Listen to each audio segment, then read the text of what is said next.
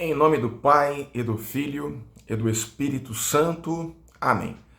Olá, meu irmão e minha irmã. Hoje é a aula 47 do Catecismo em 100 aulas. Nós estamos na página 455 do Catecismo, concluindo a segunda parte do Catecismo, que fala sobre a celebração do culto cristão. Então, recapitulando, na primeira parte do catecismo, nós estudamos o credo, a fé que nós cremos.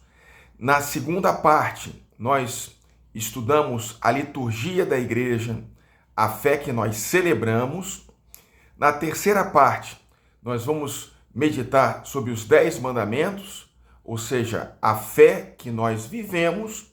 E na quarta parte do catecismo, vamos meditar sobre a oração do Pai Nosso, a fé que nós rezamos.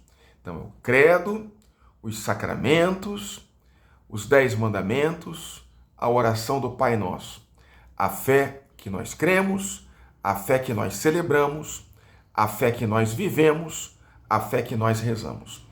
Então, a conclusão dessa segunda parte do catecismo vai falar sobre as outras celebrações litúrgicas, de forma particular sobre os sacramentais.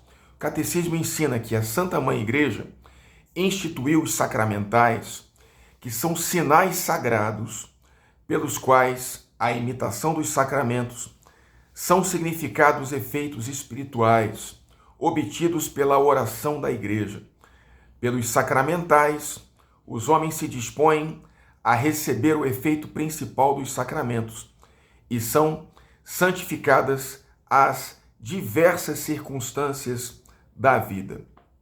Então, compreendem sempre uma oração acompanhada de determinado sinal, como a imposição da mão, o sinal da cruz, a aspersão da água benta, que lembra o batismo.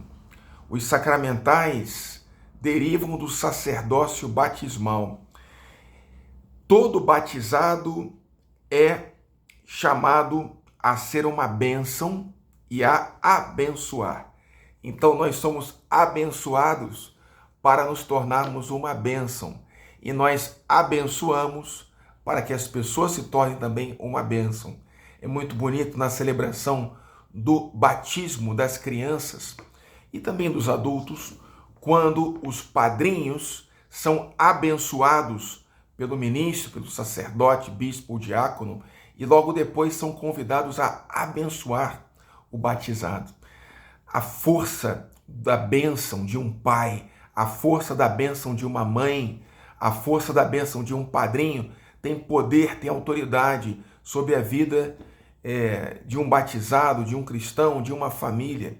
Portanto, os padres, os pais de família, as mães, são todos convidados a abençoar os seus filhos, todos são convidados a usar a água benta, as medalhas,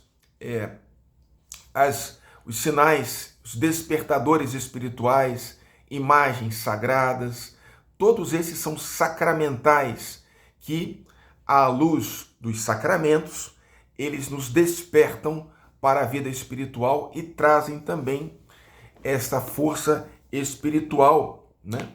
Os sacramentais, eles não conferem a graça do Espírito Santo à mesma maneira dos sacramentos, mas, pela oração da Igreja, preparam para receber a graça e dispõem a cooperação com ela. Para os fiéis bem dispostos, quase todo acontecimento da vida é santificado pela graça divina, que flui do mistério pascal da paixão, morte e ressurreição de Cristo, do qual todos os sacramentos e sacramentais adquirem sua eficácia. Quase não há uso honesto de coisas materiais que não possa ser dirigido à finalidade de santificar o homem e louvar a Deus. Existe uma oração entre os judeus chamada Berachá, ou uma tradução mais literal, Beraká, que significa ação de graças. Essa palavra hebraica, ela é traduzida no grego como Eucaristia, que significa fazer ação de graças. todo acontecimento da nossa vida é uma ocasião para fazer ação de graças. Se eu despertei, eu digo, eu te louvo e te bendigo, Senhor, porque se inicia um novo dia. Se eu estou respirando, eu digo, eu te louvo e te bendigo, Senhor, pelo dom da minha saúde, pela graça de poder respirar o ar puro. Se você vê uma criança que sorri, eu te louvo e te bendigo, Senhor, pelo dom da vida dessa criança. Se você vê a natureza, a beleza da criação, você diz, eu te louvo e te bendigo, Senhor, porque eu vejo a tua beleza na beleza da tua criação. Até mesmo quando você vai ao banheiro fazer as suas necessidades fisiológicas, essa é uma ocasião de fazer uma ação de graças. Te louvo e te bendigo, Senhor, porque tu me fizeste o ser humano de forma perfeita. Cada parte do meu ser é uma sinfonia, é uma obra-prima de Deus. Então, tudo isso é a oração de louvor, tudo isso é bênção, tudo isso é louvar a Deus, tudo isso é ser também uma bênção para as pessoas. O Catecismo ensina, entre os sacramentais, figuram em primeiro lugar as bênçãos das pessoas, da mesa, dos objetos, de lugares, das refeições. Toda bênção é louvor a Deus e pedido para obter seus dons. Em Cristo, os cristãos são abençoados por Deus Pai com toda a bênção espiritual nos céus. Por isso, a Igreja dá a bênção, invocando o nome de Jesus e fazendo habitualmente o sinal sagrado da cruz de Cristo. Certas bênçãos têm alcance duradouro. Elas têm por efeito consagrar pessoas a Deus e reservar para o uso litúrgico objetos e lugares. Não devemos confundir com a ordenação sacramental as bênçãos destinadas a pessoas, dentre as quais figuram a bênção do abade ou da abadesa de um mosteiro, a consagração das virgens e das viúvas, o rito da profissão religiosa, as bênçãos para certos ministérios da igreja, leitores, acólitos, catequistas. Como exemplo de bênçãos a objetos, se podem citar a dedicação ou a bênção de uma igreja ou altar, a bênção dos santos óleos, de vasos, vestes sacras, de sinos, de imagens, de medalhas, etc. Além disso, nessa parte do catecismo que fala na conclusão da segunda parte, sobre outras práticas de celebrações litúrgicas, nós nos lembramos também que a religiosidade popular, ela complementa a liturgia e não se opõe a ela.